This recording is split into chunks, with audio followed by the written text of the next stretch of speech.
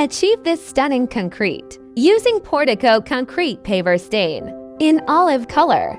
Step 1. Surface preparation. Mix 4 ounces of Proclean degreaser with 1 gallon of water. Shake the gallon of degreaser until mixed. Pour into pressure washer soap tank. Pressure wash pavers with Proclean degreaser. Use a scrub brush to remove stubborn dirt. Mop up or use wet dry vac to pick up residue. Rinse surface with water until there's no more residue. Allow concrete to dry completely. Step 2. Preparation. Remove filters and assemble the sprayer. Shake Portico before pouring in the sprayer.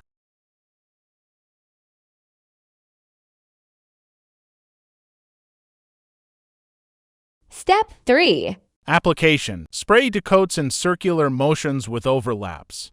Shake the sprayer from side to side often. Allow to dry for 8+ hours. Before. After.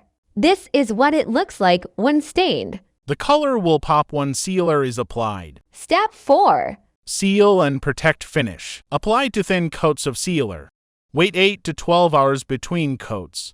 Stained. Sealed. Wow, look at that color.